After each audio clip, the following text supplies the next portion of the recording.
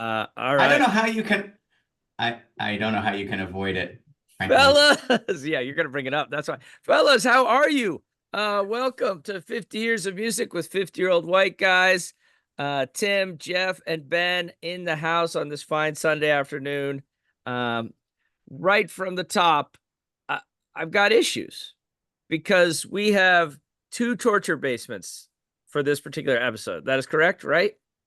That is correct. That You is are, correct. you are, I have thrown my hand into the torture basement ring very confidently. and off camera before we recorded, Jeff talked about his torture basic compilation, and Ben said, "I can't. I don't know if I could do this on my own. I'm so Oh, dude, it's terrified." horrible. It's so bad. It's like the James Harden Rockets, like when he got hurt and they had to send out the other guys. Like, I don't even know, I guess the second best player, I don't even know who the second best player was on those teams, but that's me. And they're like, you'll be fine, right? You don't need James. Yeah, Ben, what you're missing there is the idea that I could perhaps be of help. That First of all, I am sitting when here James hits, right the second now. guy in the total pole rises, and then the 12th man plays. Not saying, just saying.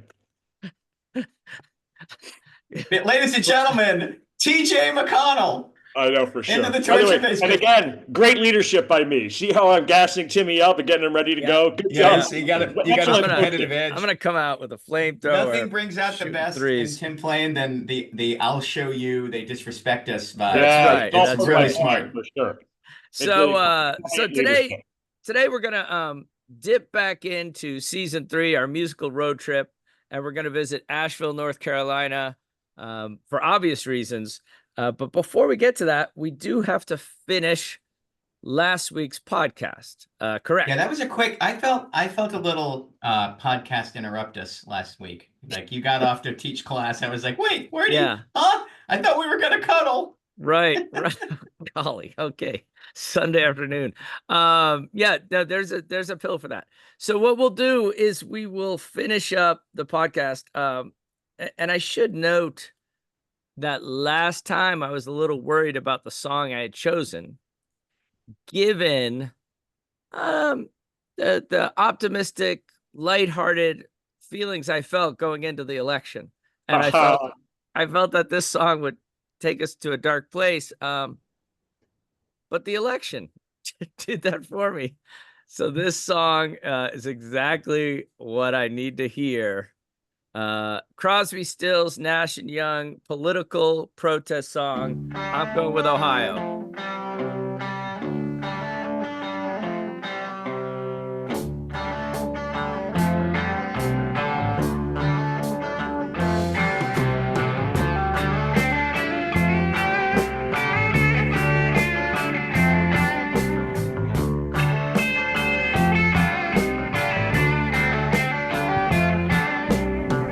Tin soldiers and Nixon's coming. We're finally on our own. This summer I hear the drumming. For dead in Ohio. Gotta get down to it. Soldiers are cutting us down. Should have been done long ago.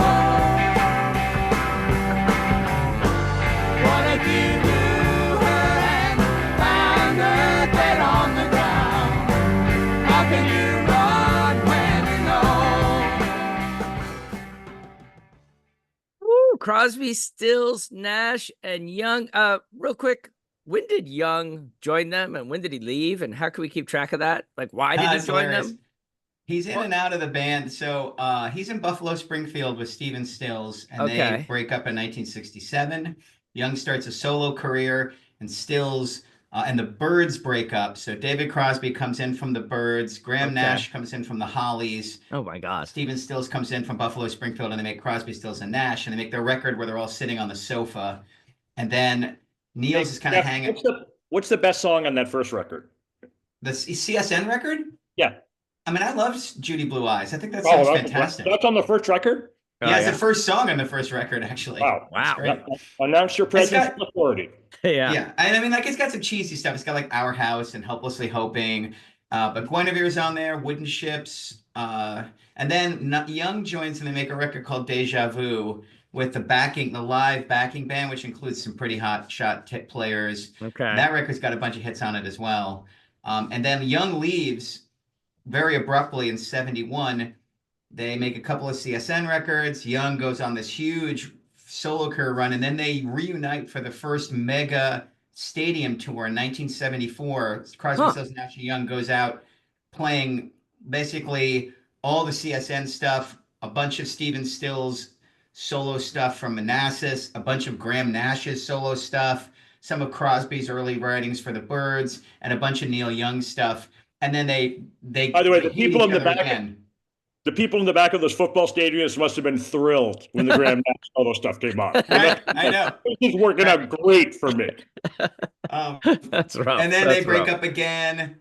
But the thing that's hilarious about CSNY is until 1988, they had exactly one Crosby, Stills, Nash & Young original record.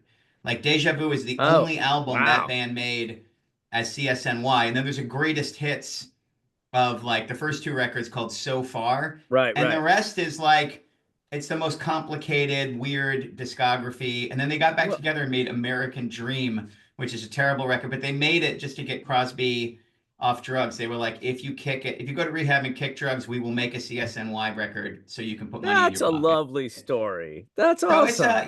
It's a hot, long mess. And it's kind of funny. It's one of like rock and roll's like most dysfunctional family. It makes Fleetwood Mac look like Thanksgiving dinner, those guys. But and so summarize, basically all the good music is on the first two records. That was my impression, but that's right. Yeah, unless you really like Southern Cross from 1982. I do. Or I mean, there's like maybe five songs outside those two records that are you'll know and be like, that's not bad. But yes, basically CSN and Deja Vu is 95% of the band's legacy, good catalog. Okay. And they've been milking those songs for 55 years and counting. Well, I love that song, Ohio. I think great. Super, super strong commentary. And it's on a Spotify playlist called Post-Election Inconsolable Mess, which I'm guessing you made, Tim. Is it really? I didn't, but I will subscribe to that person as soon as this podcast is over. So when things feel bleak, just remember the National Guard was shooting college students at one point. So we got through that. Let's get through this. And let's get to season 4. Gentlemen, did we describe season 4 to the listeners last week? I do not believe we did. It was one of the things when we hung up, I was like, did we? I don't think we said anything about I don't think we said conceit. We said boo. Remember, season 1. Our favorite song from each year we've been alive. Season 2, our favorite album from each year we've been alive. Season 3, a musical road trip to various cities. Asheville was not included. And we picked our favorite artists, favorite songs about those particular places. Ben Barton, what is season 4? Season 4 is what we call dealer's choice. Yeah, we're going to rotate between these three fellas. And to give Timmy a break and also to make it even less professional, we're going to rotate the hosting duties. Yeah. Current plan is we're going to do 1, 2, 3 draft style. Timmy's going to choose who gets to go first. We're each going to get 7 whacks at the piñata, and we will choose a theme for the show. So, for example, and I'll just give one away. That's a particularly fantastic theme. Awesome. Because we have to, whenever we're about to choose the order, and whoever goes first is going to announce next week's topic. Oh, we're going to announce ahead of time. I like that. Well, then I'll do it then. But yeah, you could. It would be like, best song. Well, some of these are my actual ideas, so I'm going to keep them. But it's like best song about blank, second best album for an artist, that sort of thing. Like we're going to do themes, and we're all going to choose them and go off in that direction. I have reservations about this format because, as it's been made painfully clear to me a number of times, I am the host. I am not the talent. And my job is to just kind of move things along. And I feel if I'm not me, who am I? You're going to be extra you. We're going to get double Timmy. It's your chance going to be unbelievable, my friend. This is going to be the season of Tim when we That's let right, Tim be that's right. Tim. We take him off the leash. I'm going to That'd be redefine fantastic. the word talent is what I'm going to do. All right, For sure. here's the order, gentlemen, for the Dealer's Choice Season 4 podcast. Going first is Ben Barton. Second is Tim Plain. Nice. And bringing in the rear, Jeff Simons. It is a BTJ order. Gentlemen, so Ben Barton, you're kicking it off next week. Lay the topic on us right now. Super amped to get the first pick for topic. And what I should do is choose one that's an obvious topic, but instead I'm going to choose my favorite. I've got a nice working list here. Okay. This Amazing. is walk-up music. All right, so Okay, we're each going okay. to choose our own walk-up song like we're Okay. baseball players. So if you've been to a baseball game, as the person leaves the on-deck circle and goes to the plate, they play walk-up music that's chosen Sure. by the person on the team. Okay. And if you've been to enough baseball games, you can see. Sometimes it's just a guy who's like just picks a Taylor's like the most popular song possible. Other times you can tell that literally the PR people are like, he's like, I don't care, I don't know anything about music, and they're like, no, you have to choose one. And he's like, no, you choose for me. Like there's one that's just and then you have one that's so perfect it could only be done by the person. Spoiler alert. Jim Tomey's walk-up song. Does anybody remember what it was? I have no idea. I love this though. What is it? I Can't Dance by Phil Collins, the greatest walk-up song of all time. Just fucking murdered it. So funny. Like everything about it was perfect. Jim Tomei. That is a great reference. I love this idea. I remember they do this at Super Bowls too. Like the team walks out to a Yep. song or runs out. And famously, the Seattle Seahawks coming out to Bittersweet Symphony. And just everyone's like, really? That's Yeah. that's we your might need to have amped up we song? might need to have a podcast walkout song then. I might choose like what is the podcast's overall walkout song It's too. isn't it Waffle Barrel? Come on now. Oh, I don't know. Oh. I was thinking Old Man by Neil Young might be a good one. Take a look at my life. Do me. And then All right, that's awesome. I love that's it. great. I love it. This is a great theme for our next podcast. And you, listener at home, you could choose your walk-up song as well. Think about it. What would get you amped? What would get you psyched before you go into work? Oh, I love And this. also, I'm sure I speak for Jeff and Tim. I mean, longtime listeners and dear friends Scott Schimmel and Jonathan Wimmer are just wearing me out with ideas. So Oh, really? If you have a pick for us, pitch them. I love it. Hey, and real quick, I'd love to do in season 4 just a quick shout out to any new music out there, anything you're listening to. We don't have to have something. We are old, so we might just be listening to old standards. But if you have any new music, now's a great time to give a 1 minute shout out. I'll go first. There's a hot new band out of Davidson, North Carolina. Their name is Orchid, and they got just a searing, good-looking, talented guitarist named Patrick Plain. My son, Oh, nice. my son and his band Orchid. Their lead singer is fabulous. They've got 2 guitars, drummer, keyboards, bass, and a lead singer with just pipes. And they just I watched them record their demo, and the song that kind of brings it home, "Dream On" by Aerosmith. That's Nice. gonna get them some gigs. And they played a gig at the Davidson bar there that the robot lady used to frequent when she was a student at Davidson. So fun times in the Plain household listening to Orchid. Either of you want to plug anyone or? First, I will note, Timmy, that you've taught your children well, to quote CSN. We're already doing that. Second, yeah, I've got an obvious one and maybe a less well-known one for the folks here. The obvious one is if you haven't listened to Chappell Roan, Roan, you will really like Chappell Roan if you were listening to this podcast. Rocket. Yep. It's just like a remix of 80s synth pop with hilarious lesbian lyrics over it. Yep. So Hot to Go or Feminamenon would be good places to start for that. And Hot to Go even has the HOTTOGO. That's the chorus. It spells it out. Just gold. And then the less well-known one just came out 2 weeks ago. This is a Dahlia Barton selection. The new Tyler, the Creator record is great. Okay. Great. Tyler the Creator's like a weird LA rapper, producer. He actually launched a whole bunch of different people in like this group collective thing, and now he's going out on his own. And if you like kind of trippy rap, strongly recommend maybe start with Saint Chroma. That's the song I would recommend. All right. Jeff, anything? Yeah. First of all, Chappell Roan was great on SNL. I mean, if you don't know Yeah. where to start, just look up her SNL performance. It was really good. Really enjoyed it.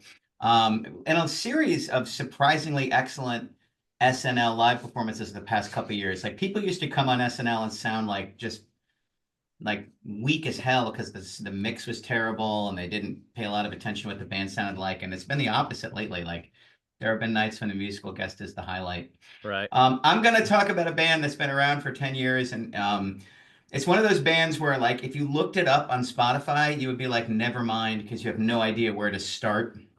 I've mentioned here before, this is a band called King Gizzard and the Lizard Wizard. Oh, yeah. Oh, yeah. This is a band, it's just like, I don't know, somewhere between 4 and 11 guys in the band. I haven't quite figured it out yet. But they've been making like 2 or 3 records a year pretty consistently since 2016. So the discography is enormous, and they put out giveaway recordings of their live concerts and encourage fans to make their own bootleg versions of them any way they want: CD, vinyl, cassette. And so Okay. there are tons of live shows that look like real releases and they sound fantastic, but they're actually made by fans for fans and for sale on like Jeff's record, and I've got like 4 King Gizzard vinyls that I mean, it's like people are competing about the album art. It's a whole thing. But here's the thing. The best place to start, and this you don't get to say this very often, is the most recent record. So their Really? most recent record is called Flight B741. Every record has a theme. Like there's a there's a there's a record that's all kind of like heavy metal, crazy doom. Then there's a record that's kind of like angry math rock, and then there's a record that's like Psychedelia, this. lots of Yeah, then psychedelia. there's tons of psychedelic. This is a rock record. This is just a Okay. straight up rock and roll record. It's got like a couple of Allman Brothers-y kinds of vibes. It's got some straight up classic rock, and it's also got some kind of wild out there experimentation moments. But I think it's the most satisfying overall listening experience, start to finish, they've made in like 9 years. And I'm really digging it. Like I'm one of those guys, like the King Gizzard record will come out, I'll listen to it and I'll be like, okay, they're in a genre I don't like. So whoop, like that. They made a record last year called Dragon and like something else. And like Not for you. it was wonderfully, hilariously unlistenable to me. This record, I can't get enough of. Like the songs are actually like I find myself walking around away from music, singing these songs in my head. Like it's catchy, it's fun. It's still got a concept. It's kind of silly, and they've been broadcasting their live shows on YouTube on this tour, so you can just like tune in and watch like all or a little. And I watched a couple of the live shows in the last week, and like they're fun live. They're having a great time. The crowd is super into it. So that's my pick for right now. Like surprisingly enjoyable, upbeat, fun record from like international weirdos, King Gizzard and the Lizard Wizard. Gee, So how do we? at Bonnaroo, they're fantastic live. They're a really, really I good live. bet. band. And they're Australian, right, Jeff? That was what the Yep. accent suggested. Yep, that's Yep. exactly right. Well, a shout out to season 3 right now as we go into Asheville, North Carolina. We're gonna talk about Asheville and its musical history. It did not make the cut in season 3. We had too many great places to go to, and Asheville didn't rise to that particular occasion. But boy, after Hurricane Helene swept through Western North Carolina, I just feel I want to take a moment to share a little love with my city, Asheville, North Carolina, the western part of North Carolina, here in Buncombe County. It's a city of 95,000. And when Hurricane Helene swept through, we experienced something that we've never experienced before. Over 100 people died in the hurricane. Over 300 homes have been destroyed. Over 150 commercial buildings. The River Arts District was flooded and destroyed. That's where a lot of small businesses, a lot of artists, A lot of cool shops. And then Biltmore Village was virtually destroyed as well. You know, the water was all the way up to the rooftops in Biltmore Village. And then it's not just Asheville, of course, right? It's a lot of surrounding towns, Swannanoa, Black Mountain, Chimney Rock, and then all these kind of like little riverside towns, groupings of homes. So it's been awful. We had to shut our school for 3 weeks. You know, there are 2 highways that intersect in Asheville. It's 26 and it's 40, and both highways were closed in both directions. So for a while during the hurricane, you were kind of trapped in this area. The North Carolina Department of Transportation closed all roads in North Carolina in those days after the hurricane. So it's been quite a difficult time. So I thought it might be neat for us to shine a spotlight on Asheville, share a little love, and kind of help Asheville get back on its feet the way we know how, which is to talk about it. So I was thinking, what do you think, gentlemen, of an Asheville compilation? There are not a lot of songs that mention Asheville, but yes, we're going to go to the torture basement because I found 8 of them, 8 songs that mention Asheville, and you all are going to try to identify them right now. Are you ready, Benny? Listen, I'm your wingman. I'm ever ready when you're at my side. All right, here we go.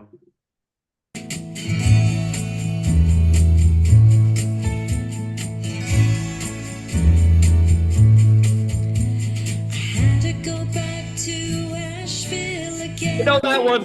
When you get to Asheville, Well, I think I know this one send too. me an email.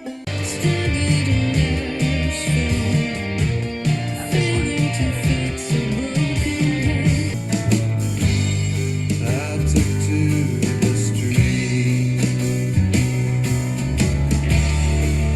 and in the streets of Asheville.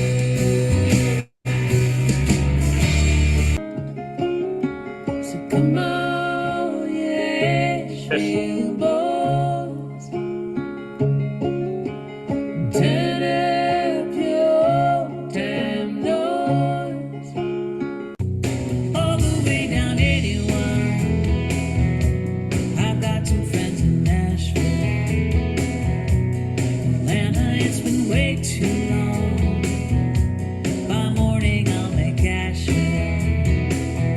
The clouds fell down on a stone cold town, Asheville in the rain. So early for the traffic down on Patton Avenue. There was nothing left to say. There was nothing I could do. Carolina's where I went, and I'll always hang my head under those Blue Ridge Mountains. Made, brother. Woo! And I mean custom made. From the alligators to the Ola Cassidy right here. There's only one.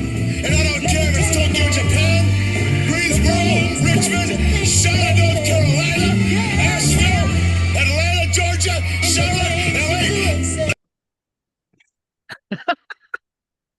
Things really went off the rails for me in the second half there. I was Yeah. feeling borderline confident, and then Uh-huh. I'm just like, I'm done down the line. What do you think? Can you guys get 5? 1, 2. Maybe. If we get lucky, we'll get 5, yeah. I've got a squirrely one. Okay. I think I've got 7. All right. Well, Okay. what'd you get first? What do you got?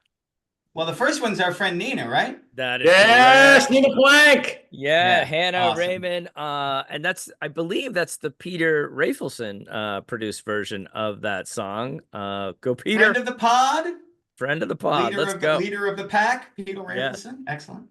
All right, second song. I don't know it, but I really recognize that voice. I think it's, and I don't know why I think this. I think it's Edie Brickell. Is it Edie Brickell? It is Edie Brickell, and Steve Martin. It's a Steve Martin. Nice. And the Steve Canyon Fantastic. Rangers. That gets a friend of the podcast, Graham. Give him a little shout out. He was nice. Remember he was on our podcast and he course. had bugs on his Christmas tree. I remember that. That was terrifying.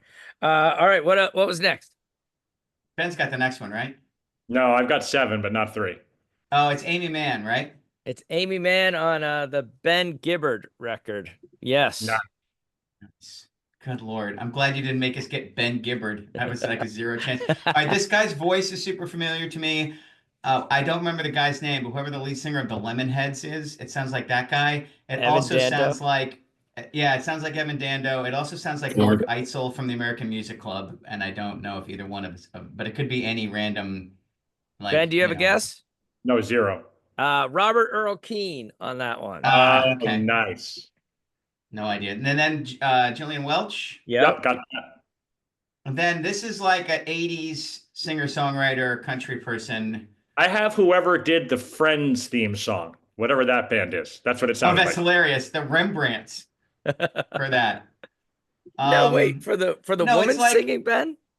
I don't know. That's what I have for 6. I have Friends. But it's like, after. no, it's like one of those like, it's like Roseanne Cash. You're gonna be upset with yourself. Come on. What Because are I think those like? I think you had a crush. Oh, is Bonnie Raitt? No, it's Mary Chapin Carpenter. Oh no, I don't have a crush on Mary Chapin Carpenter. I don't feel bad about Cool. Shots fired at Mary Chapin Carpenter. that.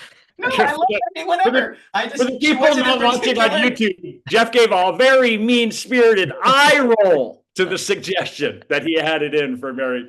Oh They're my like, god! Mary Chapin Carpenter is beyond my crush. How's that? She's too cool for me to even consider crushing. Okay, on. that's better. That's better. All Mary right, Chapin Carpenter. That is who I was thinking of as somebody like that, though. I Yeah. never would have gotten that name. all right, who's next? And then I'm done. I have no idea after that. I have the world's most random band from Austin, Texas. Yes. Of Heathens is what I Oh think my that counts as. god! Oh my That's what God, Ben Martin for the win. That's fantastic. How do you know You're the Band of best. Heathens? Dude, that came out in 2003 or 2 or something. It's just Yeah. one of the records that I got and liked. I can't. Unbelievable. That is Unbelievable. That's really 5, cool. right? I think that's Or is that 5. 4? 1, 2, 3, No, that's 5. 4, 5. 4, Yeah, 5. that's 5. And what the hell's going on at the end there? So first, Oh, I've it got a was- guess on this. This is a random WWE performance. Yeah, I thought so too. So first of all, you've conjoined the Band of Heathens with the Marshall Tucker Band. Those are 2 different Ah. songs there toward the end. Marshall Tucker with Blue Ridge Skies, and then finally it was the song "Ric Flair" by Killer Mike, featuring an extended Ric Flair audio. That's so portion. mean. I actually know that song. I Do just you didn't know that song? recognize that at all. Oh, that really hurts my feelings. Oh, I'm sorry. Oh, nice job though on that. Hey, here's what we're gonna do. I want to, we're still fighting the fight here in Western North Carolina. There's still debris everywhere. National Guard is doing just an awesome job, a bang up job. That's where we get our water. We still can't drink the water here in Asheville, so we go to the Buncombe County Sports Park, and the National Guard is taking over the sports park.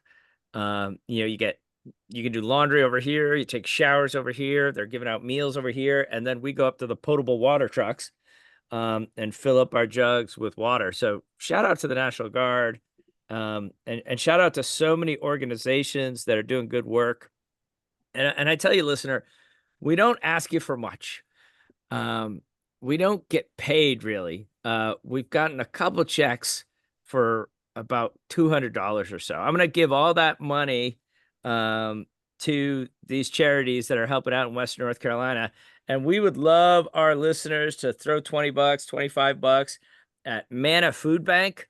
They've always been great at feeding Western North Carolina, and they're now so important as our economy has tanked. World Central Kitchen is here helping to feed people. Beloved Asheville is another organization. So that's Manna Food Bank, World Central Kitchen, Beloved Asheville. If you've enjoyed our podcast over the years, if you've listened to, let's say, more than 5 of these things, awesome. We would love it for you to just throw $20 $25 or so to one of these organizations and applaud them for the work they're doing here in Western North Carolina. Let me add one more too, which is if you're planning on buying any records in the next couple of weeks, rather than doing it through Amazon or some other third-party seller, go to Harvest Records. Yes. Harvest Records in Asheville, our friends, they were on the pod. I have since bought a couple of things from them via mail order. They are the best. They're the friendliest. Yep. I sent them a thinking of you message in the aftermath, and they wrote right back. And they're back up and running.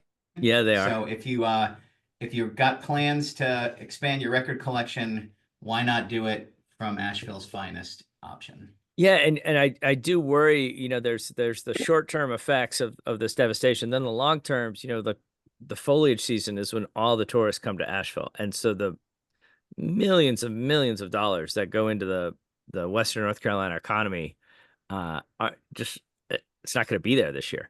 And how do those small businesses come back from that? I know my dry cleaners has gone out of business. And I talked to him the other day. He's like, I've had to file bankruptcy. His plant where all the cleaning took place was under 15 feet of water. So those are three great organizations. And Ben Barton, I'm going to make you tell your story. I'll tell my story.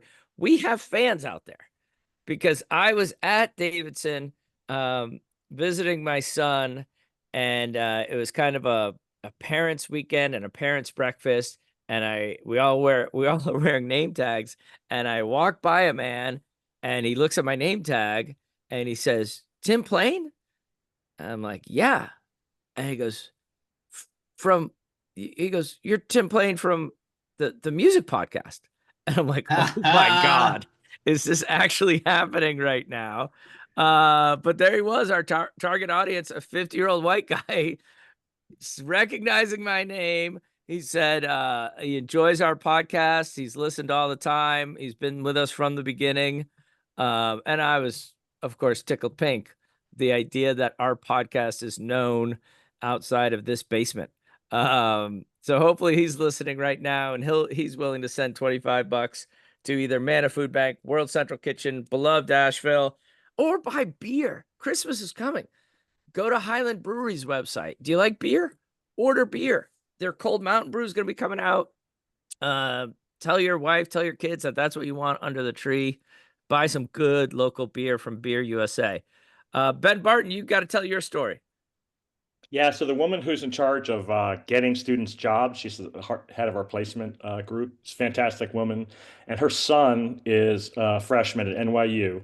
She grabs me in the hallway and she's like, hey, my son had a funny interaction. And I was like, what? And he's like, his roommate down his hallway, his freshman year at NYU, is a young woman from Hong Kong, Singapore, and then Australia to NYU. And he said, I'm from Knoxville, Tennessee. She said, oh, do you know anybody at the law school? And he said, yeah, my mom works there. And she's like, do you know Ben Barton? He's married to the mayor. And then he was like, I guess I'll ask my mom, why? How do you know him? And he's like, he does the best podcast.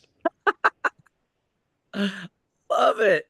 So I told her, lock that young woman down. That's a keeper right there. That is a keeper. I can't believe. So I run into the 50-year-old white guy, but also there are fans who are young women from abroad. Amazing. Right. Well, dude, we've gone over it. I mean, our numbers are really bizarrely large outside of this country. Yeah. So we love it. Awesome. All right. Any other stories? Well, let's go. I don't really talk to people other than you two. So Jeff doesn't get out much. All right. Well, let's hear it. Ben, you're going to start us off. What is your pick for Asheville, North Carolina? Yeah. So being me, I'm going to take a wandering route to get to this. First, I'll note just how heartbroken everybody in Knoxville is for Asheville, North Carolina. India knows the mayor super well. She was in touch with the mayor several different times, and it's just a heartbreaker. Asheville and Knoxville are a little bit like the University of Tennessee and Alabama, or Swarthmore College and Haverford College, or the New York Mets and the New York Yankees, where they're like super similar to each other, but have a weird rivalry because they're so similar to each other. We've always loved Asheville. If you haven't been there, it's a spectacular, fantastic place to visit. totally beautiful. It's weirdly one half of the Appalachian experience. And here's what I mean by that. So the Biltmore is like a beautiful gargantuan mansion. Hey, and is it the Biltmore family that built it? No, the Vanderbilts built it. The Vanderbilts, got it. And Asheville is and basically has always been a resort town. And if you think about the Greenbrier up in West Virginia, you think about Hot Springs, North Carolina, there are these resorts that pepper up and down greater Appalachia. And there's a reason why. It's gorgeous. Yes. Gorgeous. Like just some of the most absolutely spectacular country that you will ever see. There's a fun little moment in The Great Gatsby where Fitzgerald name drops Asheville for that very reason. And I would put Asheville as the capital of that part of Appalachia. It's the best version of the mountain town tourist thing. But this storm didn't just hit Appalachia; it also hit the mountain town tourist part. It crushed the impoverished people who lived in the mountains, including on the Tennessee side of the border. And India did go to several different affected communities, and she had a city of Knoxville area where we gathered a whole bunch of food, drink, water, diapers, and brought it there. She toured the devastation personally, and I mean, you just can't even imagine what it's like. And it's particularly challenging because there's a lot of these folks who live in the mountains and have for generations and are just super poor. And the reason you can tell they're super poor is because they live next to the creek. Like these creeks flood, and if you live next to the creek, you're in significant danger. And so these houses were just destroyed. Like the water just came down and just flooded through it. Timmy talked about I-40 being closed. I-40 is a major American highway that goes 4 lanes across through the Smoky Mountains. On the far side of it, it's basically because you have to go through the mountains, you have to go on the side of a creek, right? There's no other way to do it. That's what cuts the hole in the mountain. Yeah. It must be 50 feet up from the creek. Like you have to get in the breakdown lane and look over to see the creek below. It's not running next to it.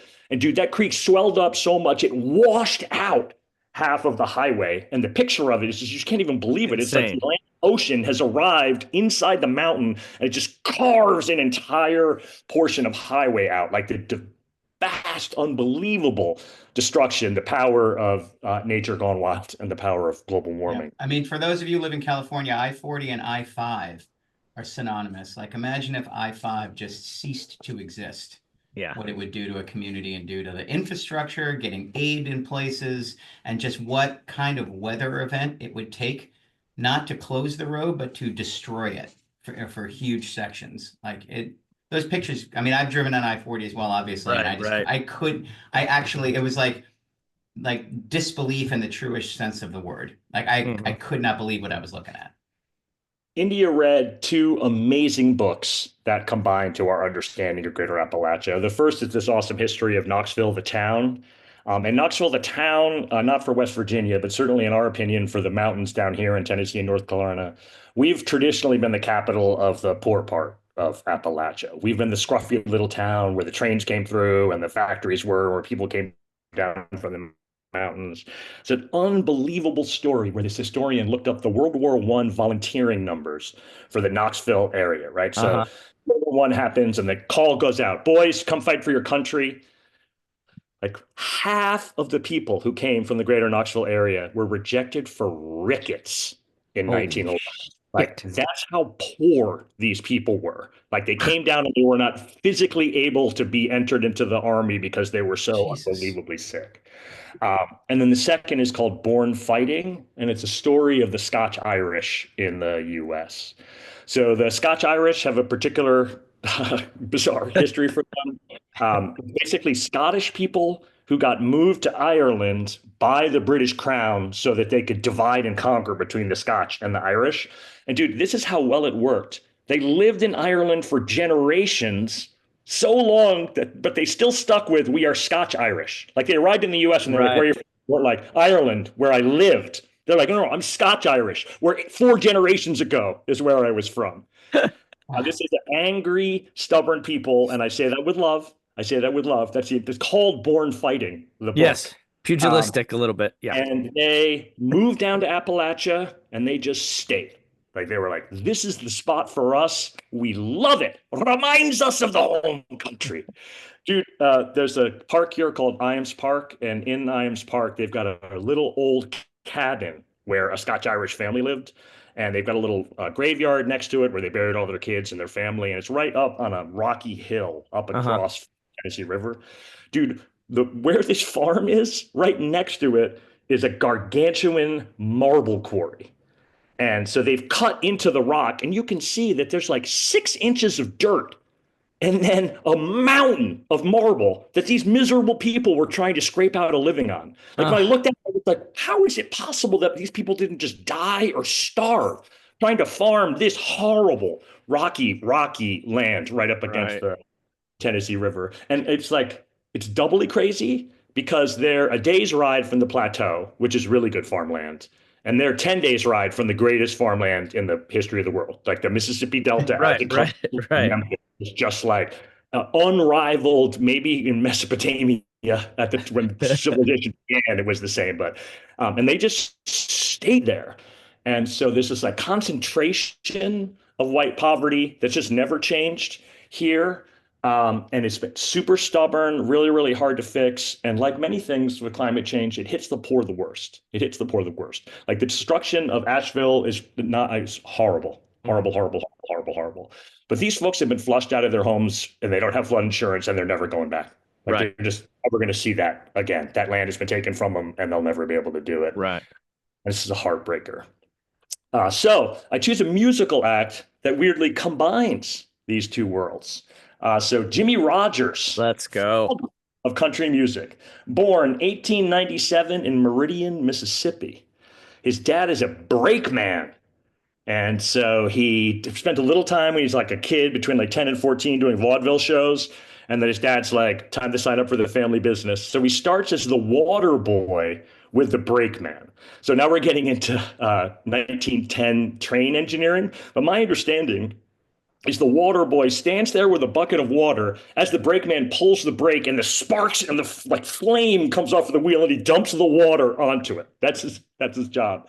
He eventually gets moved up to brakeman, and he's like the Mobile and Ohio Railroad, the L&N, the Louisville Nashville Railroad. He's working all of these railroads as a brakeman. And while he's doing it, he just brings his guitar with him and he's singing everywhere for the railroad crews, right?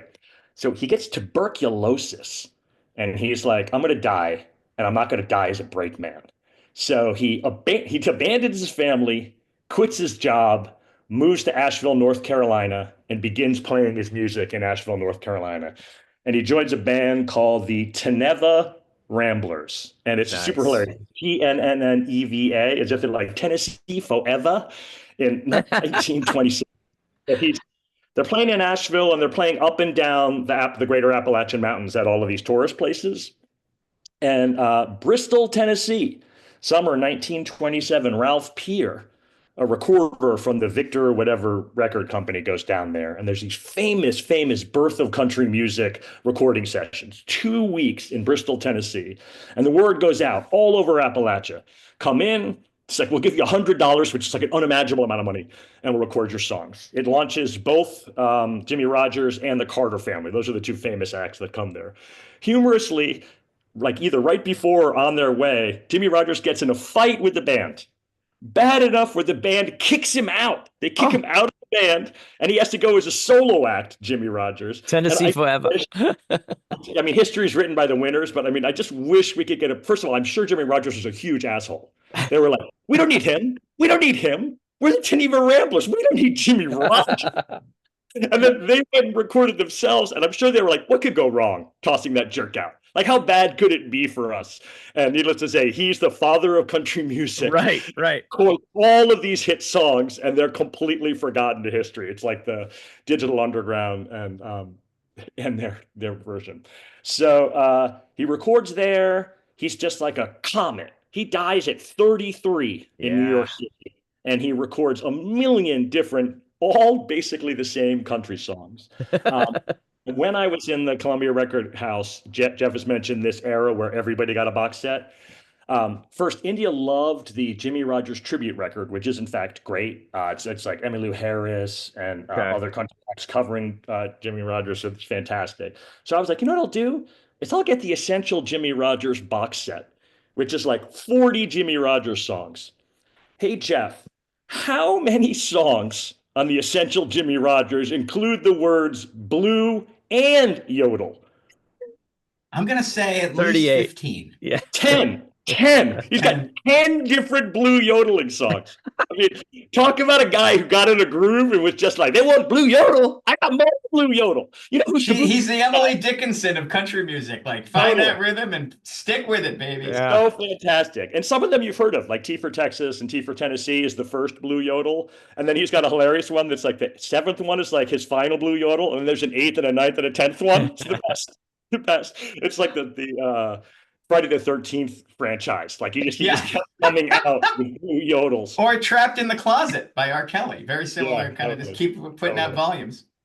Yeah. So I'm going to choose In the Jailhouse Now. All right. My actual favorite Jimmy Rogers song and is a legit banger. I'm going to talk for a second more about his music and where it fits into the puzzle. From the top? Yep.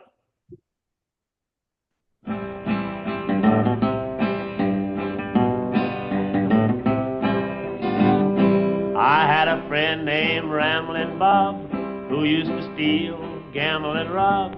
He thought he was the smartest guy in town. But I found out last Monday that Bob got locked up Sunday. They've got him in the jailhouse way downtown. He's in the jailhouse now. He's in the jailhouse now. I told him once or twice to quit playing cards and shooting dice. He's in the jailhouse now. Holy, holy, holy, holy, holy, holy.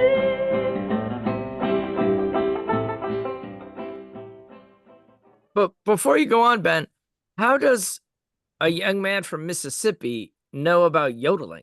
Like you talked about the Scotch Irish. Did the Swiss come over and settle in I have Mississippi? no idea. I have no idea. I do know that the Bristol recordings include a bunch of non-yodel songs. Okay. And I think the Ralph Peer guy was like, wait, what was that yodeling? Give me more of that. Because, I mean, he just pounds the yodel pedal.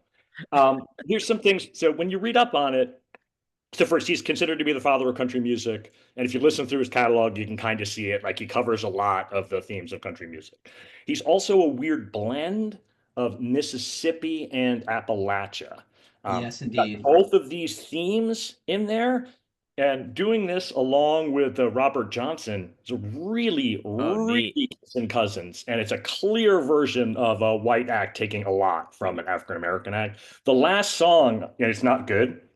The last song in the Essential Jimmy Rogers is called Mississippi Delta Blues. Like just in case, he's not hinting at whether he took this from there.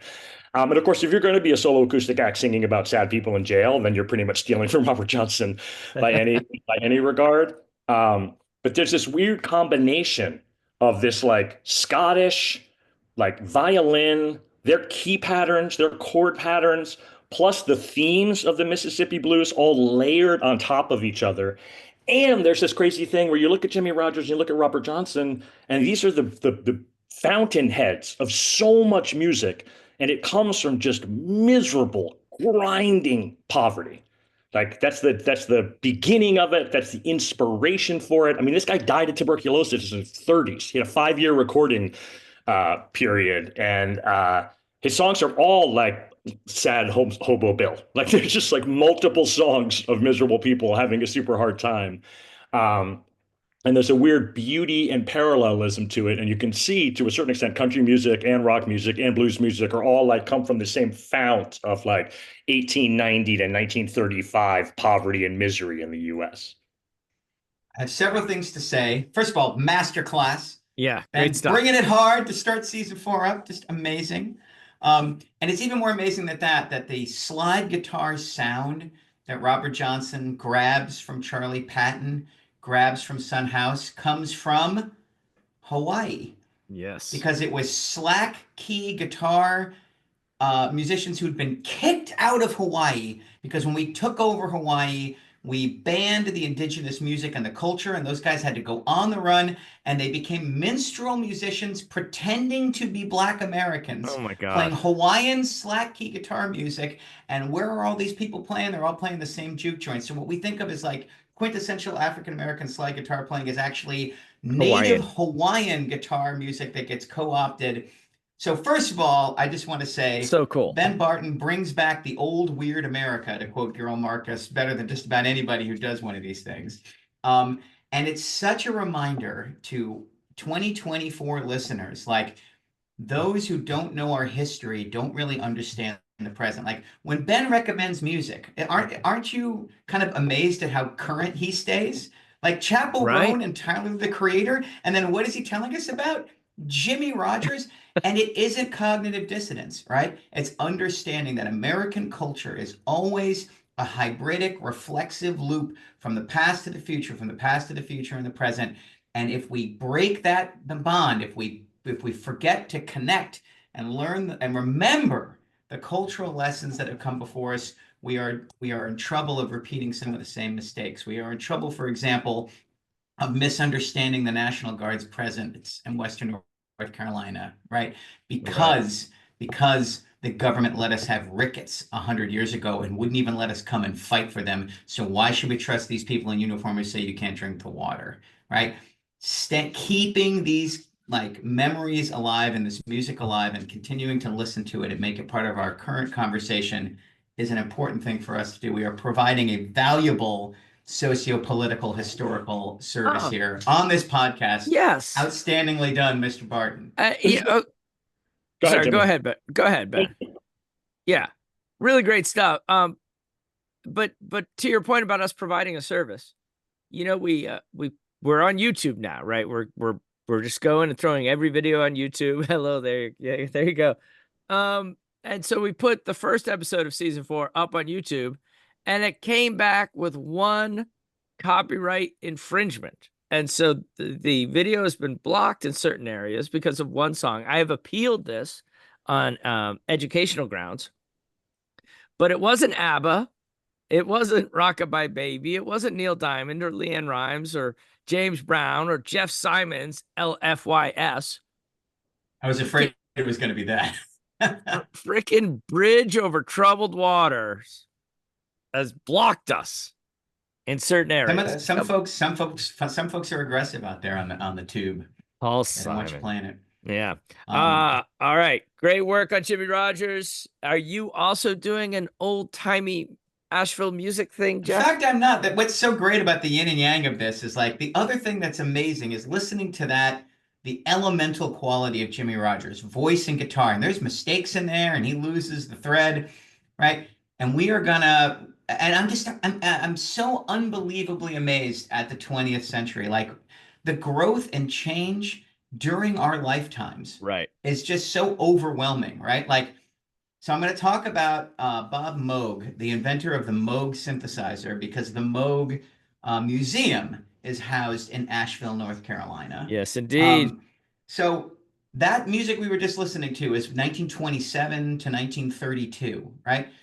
30 years later, a kid at Queens College gets a grant to study engineering, and he invents what has come to be known as the synthesizer. He invents a machine that is cued by a piano keyboard that creates oscillations and variations of sounds that hit particular pitches.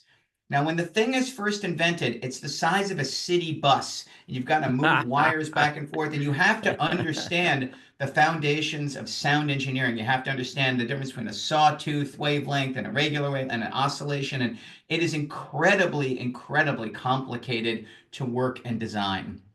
But what it does is it allows you to create sounds based on Western tonal theory pitches that are not creatable by other instruments, right? The thing that the synthesizer does now is it allows you not to hire a string section, right? I want strings on this song, and you just hit strings on GarageBand, And it then you makes can it. play the string part, and it's it's pretty damn good.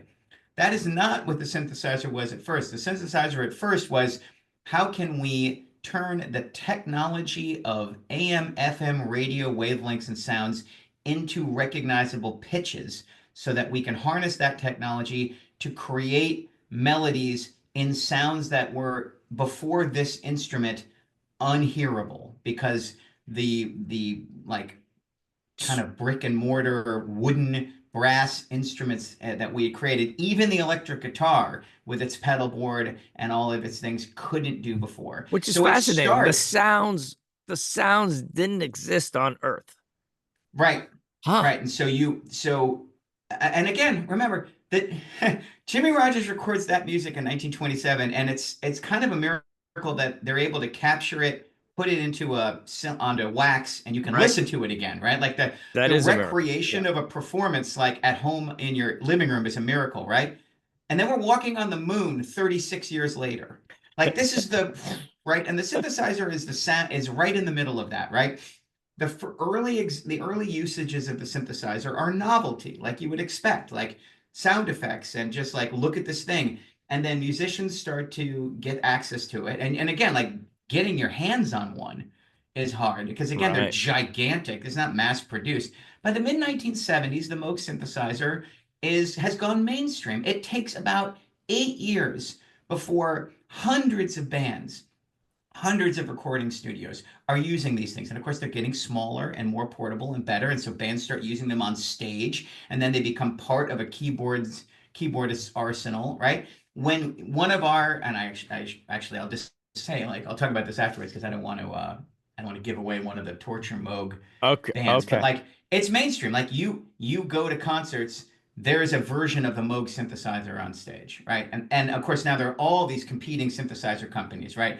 But it all comes back to Bob Moog, who had the general idea, right? He was a piano, he studied the piano when he was a kid, right? And he earned physics and electrical engineering degrees from Queens College at Columbia University, and then got a PhD in engineering physics at Cornell.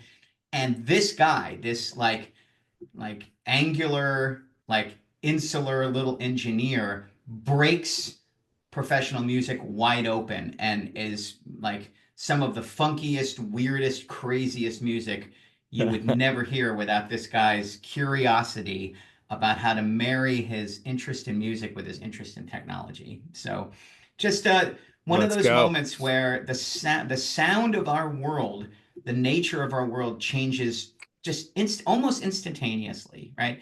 So I've got 10 songs Can't wait. that famously use the Moog synthesizer, from early uses to very famous uses. I think you need to get 7. So 7 out of 10, I think, would be a terrific performance. And Howard Jones. Sorry, Um, I'm getting ready. I'm sorry. I'm getting excited. And you guys might run the table. I don't know. You might not, but so we'll play it twice. It's like a minute and a half.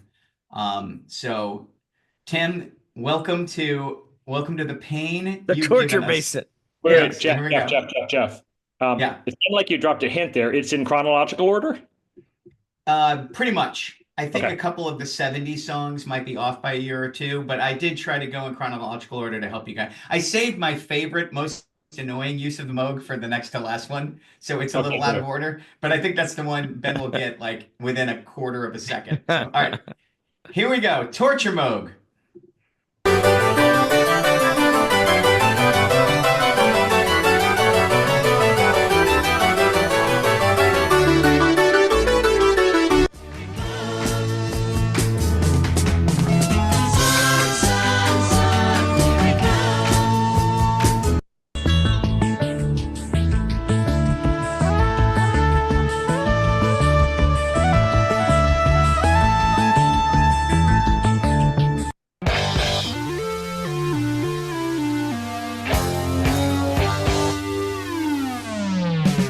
Love this one.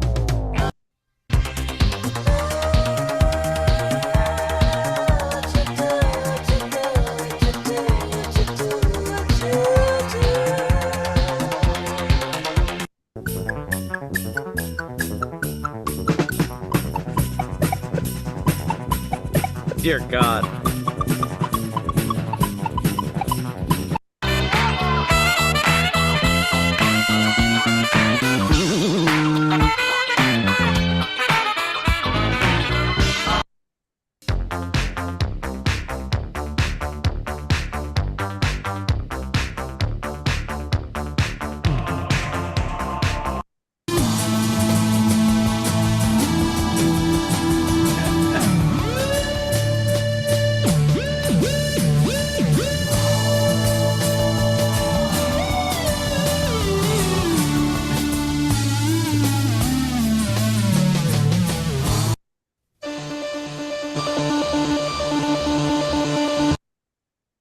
Woo! Need to hear it again? No, we're ready. All right. I only have 5, by the way. So this is really That's hard. good though. We're gonna be fine. How many All are right, supposed to get? 7. The first one's the hardest one, but it was the first record to use the Moog that charted, and it was that it was thing was a charted? huge hit. Yeah, oh yeah, it was a top 10 record. It was Wendy Carlos's "Switched on Bach," where she re-recorded all these famous Bach songs Jesus. through using only the Moog synthesizer. My parents had a copy of it when I was a kid. Like it was a mainstream, like classical music is back because it's being played by modern instruments. So. I swear to God, in my head, I'm like, this is so weird. It sounds like Bach. Yeah. Ah. So Wendy Carlos's "Switched on Bach" from 1968. That's the first one. Second one? Bach. Beatles. Yeah, Here Comes the Sun. Yeah, I got that one. Okay, number 3. I'm counting on Ben here. Yeah, I can't count on me. This one was Heat. Is that a Yes song? It is not. It is think Europe. Think the most famous band to use synthesizers in Europe. Asia. It's not. No, It's not Kraftwerk. Dude, that was Kraftwerk? That was Audubon. Written elsewhere. That's bad. Shoot. What Kraftwerk song is that? It's Audubon. It's the most famous Kraftwerk song. I know, It's 26 minutes long, and it's supposed to be the sound of driving on the German Autobahn. Yeah, so. that's bad because that hurts me later. I don't like that. 26. Number 4, I knew Ben would get immediately. Yes. Did you get this one, Timmy? I did. Go ahead. No, you go ahead. You go, Tim. It's Heart. It's Heart's Magic Man. Yeah. Magic Man, which I actually have come in the fullness of my adulthood to like even better than Barracuda. That's now my favorite Heart song. Let's go. I can't get Magic enough. Man's phenomenal. I mean, I definitely did not give it due credit when we were kids. And like whenever that song comes on the radio, I'm like, it sounds fantastic. It's so well written. Yeah, they're rocking. And that random synth break, it's just gold. It's so hilariously like, where did that come from? I just love it. It's also a really dumbly hilarious version of what love is like. Like you pretty much have to be 15 to be like, dude, there's just magic. He's a magic man. He tells me to come in, a synthesizer solo happens, and then I can't resist him. You know, I almost left what came next, but it would give away the song too much. But there's that crazy like random vocal interlude after that. That song is amazing. Next up is the first big disco. I know this one. This is Donna Summer. I Feel Love. It is. Let's go. It is. A banger. And dude, and also it's the future. Like it sounds exactly like New Order and Depeche Mode and way better. Like wait, what's the name of that song? I Feel Love. I Feel Love. Okay. But you can't go wrong. And it's amazing. The difference between that and the first big hit she has, which is Love to Love You Baby, which sounds like a Barry White ripoff. And then that's what comes next. Like Giorgio Moroder, like that. It's, I mean, it's just undeniable. It's so cool. The next one was a top 10 hit. And it's a total novelty knockoff. This is not one of the ones I thought you would get, but that like just makes me laugh every time it comes on. I had nothing. New Order, but that's, I mean, if no, it's the song is called Popcorn for obvious reasons. Okay. Because it sounds like popcorn being made, and the band is Hot Butter because they had no intention of having anything other than a one-hit wonder. So I did not think you would get that one at all. But that's fantastic. I wonder if that's why the Beastie Boys have we love the hot butter, so fuck the popcorn. Yeah, I think it might be actually. Oh, that's hilarious. All right. Next, Ben got it immediately. Yeah, this is Parliament Flashlight. Yes, and the bass line is on the Moog. There's no bass on Flashlight. It's played entirely on a Moog synthesizer. And I picked the moment when it goes, purpose because it's just so Fantastic. funny. So Ben, we have to run the table. We have 4, and we're supposed to get 7, and there are 3 left. That's And you 0%. should get all 3 of these. So No, we're not. the We're out. 1980, I'll give you like the next one is 1983. It is Hold We on, got, hold on. we got the next one. I have a guess for the next one. Do you know Yeah. it, Tim? I think it's Depeche Mode. Oh, so close. Think similar band, New but Order? think Manchester instead of London. Yeah, is it Blue Monday New Order? Yes, it is Nice Blue Monday by job. New Order. Fantastic. Well done. Well done. Next is my Timmy, you got least this one. favorite use of the Moog synthesizer of all time. I have no idea, but I have a guess. I'm psyched. You have it? I think I do. Oh, yeah, he's Okay. got it. I said yes, but I'm not sure. Very close. Lucky yes, Man by adjacent. Emerson, Lake and Palmer. Yes, it's Lucky Nice. Man. And that. And by the way, you solo really hurt goes my on. feelings because in my prep, I prepped for Carnival number 9, which is my I know. absolute least favorite ELP song. Oh Oh, no, that's that awesome. song shines by comparison to this. Yeah. That Yeah. Moog solo goes on for a good minute and a half. Oh, After God, 5.5 minutes of like, oh, what Oh, a lucky man. so That song bad. sucks. So And bad. that Oh, yeah. awful. Oh. And then the last one is a gift. Wilco. Yep, Shot in the Arm. The intro to Shot in the Arm. Well done. Timmy! We got Holy 7 cow, maybe I did not get that one. Fantastic. 7 out of That's 10. great. See how teamwork makes the dream work, Tim? Now I owe you an apology, and I'm Thank more than happy to apologize. Thank you. Yeah. That was the Patrick Ewing theory, right? Like Simons is out, but somehow the Knicks get better. Yeah. Good stuff. So interesting. I loved that you got these right, and I get the sense that Timmy's sad every time we get one. Like I definitely was like, are you rooting for us in the torture basement? Because I was so happy every time you got one right. Whereas Tim seems really disappointed when we pull one out. I think that's actually fair. I gotta do some soul searching there. That's a really good point. God, Hey, that's Jeff, don't you really like that car song by Randy, whatever his name? I thought for Oh, sure yeah. that was gonna be Randy on there. Newman. Gary Newman? Yeah, I Gary was going to Newman. do Oh, Gary Gary Newman's Newman. Cars. That's Yeah. it. Yeah. And you didn't have any. I didn't want to make it too long, but Gary Newman's Cars definitely belongs in there. Depeche Totally. Mode, yes. Like there's a bunch. I mean, there's a bunch of bands that become really synthesizer adjacent. I mean, Bob O'Reilly. I didn't use the Who because he doesn't use a Moog synthesizer. He's using Okay. something called an ARP 2600, which is a competitor. But that's splitting hairs, right? Did you ever own a Moog Moog? pulls out the technology, there's instantly all these competing companies that Right, are like, sure. we need to get in on that. So Did you ever own a Moog synthesizer, Jeff? no, they're expensive. I have a Nord now, which is the red keyboard you see on stage with literally everybody, and it has Okay. built into it all of the traditional instruments like a clavinet, Fender Rhodes, pianos, B3 organ, and then it also has a ton of like Mellotron samples, and it's got like kind of the classic sawtoothy, really super synthy sounds, so you can use it for just about anything. Hey, Jeff, did Really you cool. see Radiohead on the Burn the Witch tour? Yes, I did. Johnny Greenwood wheeled out this gigantic like wall where he was like a telephone operator plugging things into Yeah, it. that's- to make noises. Was that a Moog?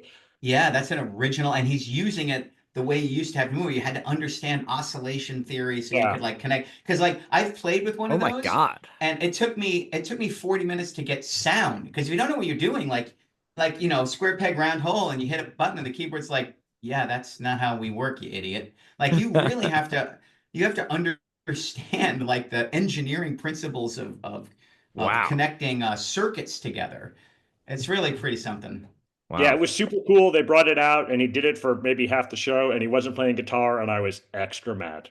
Just Yeah, I know, right? really mad. the hell's Johnny Greenwood doing over there? I do I not know, need really, it's- I do not need to see your home science experiment where the lava goes out. You know what I mean? Just go ahead Yeah. and play the guitar. I'm totally with you. Like, I hate when guitarists are like, well, I've taken this instrument as far as I can go, time to start another instrument. I'm like, just keep pushing that instrument.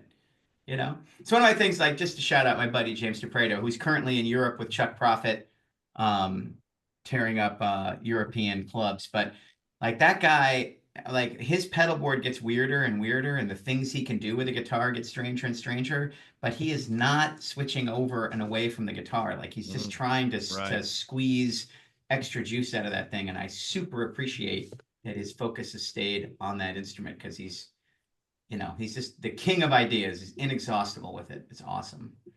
All right, Jimmy, close us out, man. All right, let's close this out. I've got two pet peeves in my life over the last few months, and I don't know where exactly. Well, I know where one came from, obviously, but one of them is like you go on Instagram or somehow this video pops up and it's like, have you ever thought what Bring the Noise would sound like as a bluegrass tune? And like there's I'm like, no, I haven't. I'm like, don't. Or let's do a mashup between Eminem and the Doobie Brothers. I'm like, no, just don't. Like, I'm happy for people to put their music out there in the world. I love seeing music on Instagram, but I don't want you to give me, I don't know, a jazz It's a version of that like hack comedian thing of like, what if the cast of Friends was in Hamlet? Yeah. I think it would sound a little something like this, right? Like it's the music equivalent of that. That's a perfect.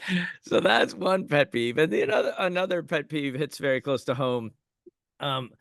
In Asheville, and like you see like these Asheville strong signs and things like that, and I get it, right?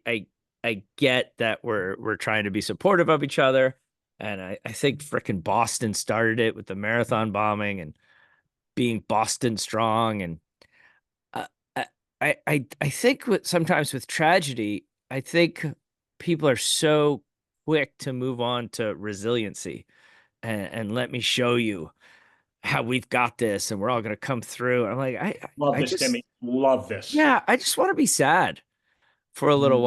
while. And is it really perseverance, or no, we're just kind of, we survived the thing and now we're living our lives. And, I don't think there's anything necessarily special, about going on, but I guess I just want to take a beat before the messaging starts about how strong we are, about how resilient we are, and just kind of be sad and just kind of lick our wounds for a little while, and then we'll be ready to recover when we're ready to recover, and so that's why I kind of picked this song.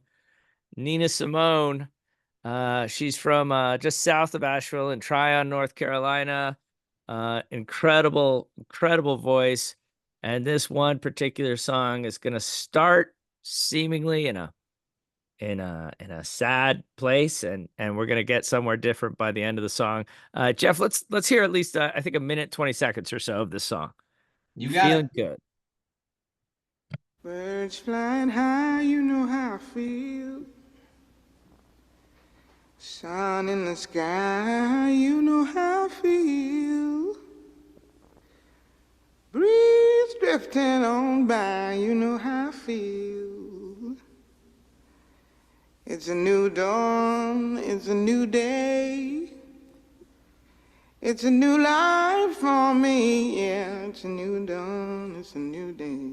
It's a new life for me. Woo, woo, woo. And I'm feeling good.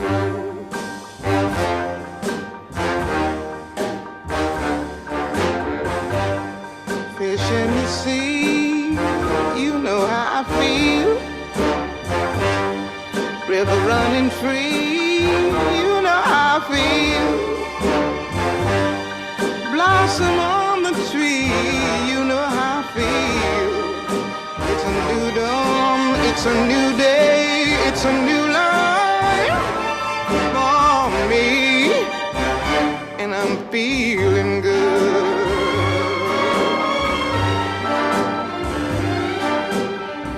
Dragonfly out in the sun, you know Ah. what I mean, don't you know?